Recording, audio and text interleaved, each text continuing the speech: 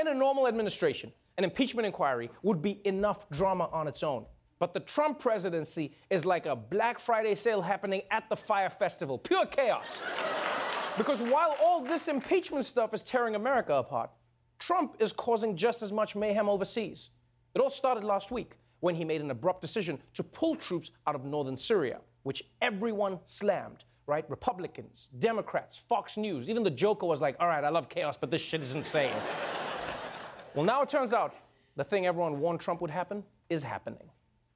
This morning, chaos in Syria as President Trump orders all remaining US forces to leave the north of the country. Turkish forces hammering America's Kurdish allies with the help of radical Islamist militias.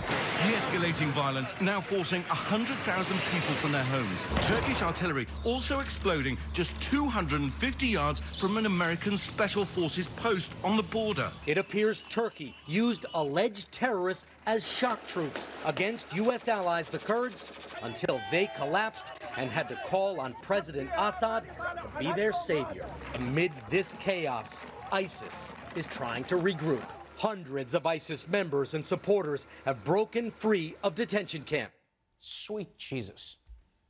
Donald Trump is the only person who can find a way to make the Middle East more chaotic. Turkey invading, Kurds fleeing, ISIS escaping. Like the Middle East was already a geopolitical Jenga tower with everyone trying to figure out the right move. And then Donald Trump comes in, he's like, what if we move the whole table? And Trump has justified his decision to pull out of Syria by saying that this is all part of his larger plan to bring American troops back home. And that makes sense, right? What doesn't make sense is that home seems to be another country in the Middle East.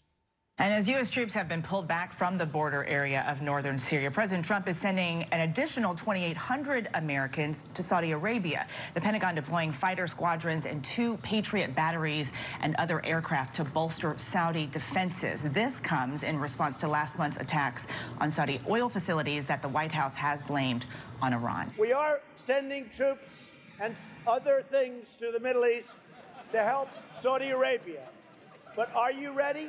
Saudi Arabia, at my request, has agreed to pay us for everything we're doing. That's a first. Yeah, he's right. That is a first. I don't think America has ever rented out its military before. Like, that is a wild thing. He's sending the military and other things. What are the other things? Does anybody ask? Nobody? What did he just like sneak Eric into the shipment? He's just like, you take this and Eric. Dad, why am I? Shut up, Eric, go now. It's weird that you can rent out America's military. You know what I would do if I was Mexico? I would raise a bunch of money, and then I would hire America's military to do a coup on itself. Yeah, then the people would just be like, Mr. President, our military's taking over the White House. It'd be like, I know, and who's gonna pay for it? Mexico. So,